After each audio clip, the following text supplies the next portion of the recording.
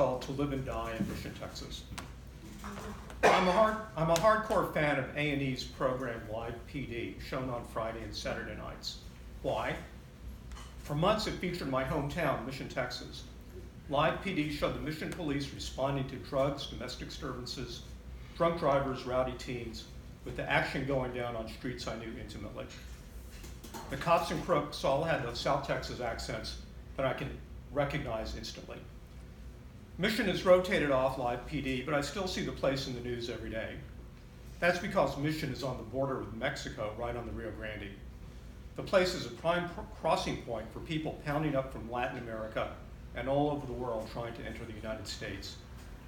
The proposed border wall will cut through a state park I visited, affecting the National Butterfly Center and the La Lomita Chapel, the small Catholic church that gives Mission its name. So what was it like growing up there?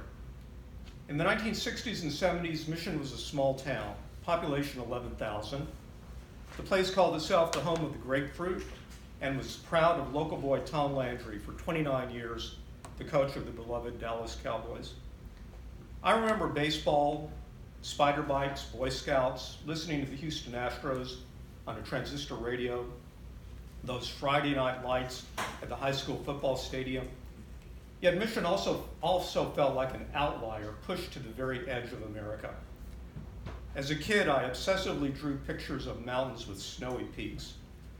To me, the United States of Dick and Jane and Sally and Spot always looked like Colorado or Vermont, not like sun-blasted semi-tropical farms and brush country.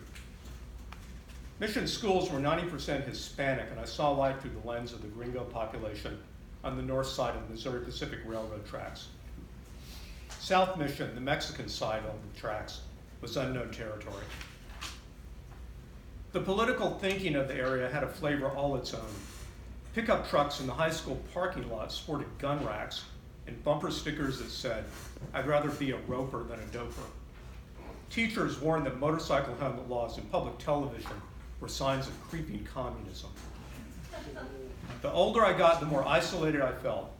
At a high school reunion, a classmate said, "Van, I remember you saying you couldn't wait to get the hell out of Mission." Well, I did get the hell out, to Princeton for college, and then to New York and the suburbs since then. But a funny thing happened. Even though I got out of Mission, Mission didn't really get out of me. My mother showered me with armadillo tchotchkes like this about 40 years ago to remind me of my roots, and the owner of the local newspaper where I'd worked as a reporter sent me envelopes stuffed with stories about corruption and local craziness. Then in 1986, I attended a high school reunion and connected with old friends, and I had a great time. And then I go back to the reunions all the time whenever I can. Meanwhile, Mission has created a virtual version of itself on Facebook, complete with town history, politics, and sports. And I've become a big fan of the region's Tex-Mex music, which surrounded me when I was a kid, but then I just couldn't hear it. From a distance, I'm fond of the place and the balmy breezes and the memories, if not the 110-degree summer weather.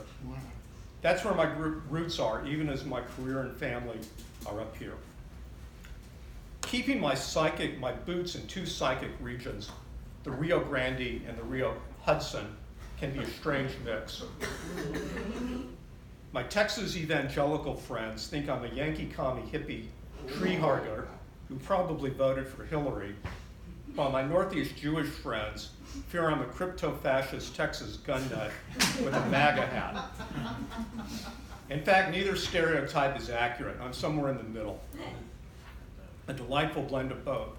I wear my camo hat when I drive my Prius, and I'm listening at the same time to my favorite Tex-Mex group, Los Tigres del Norte. I'm afraid I have to end on a somber note. I woke up this morning to the news that last night a Mission police officer had been killed in the line of duty last night. A cousin of mine posted it on my Facebook page. Mission police officer Jose Espericueta was killed in the line of duty, the first Mission officer killed since 1978.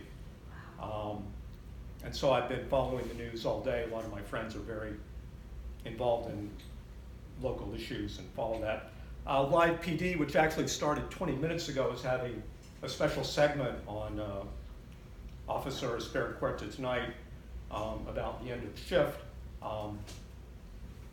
This is not the way I wanted to hear about Mission in the news, and I'm grateful that Live PD is giving him recognition, and I just want to say, may his memory be a blessing.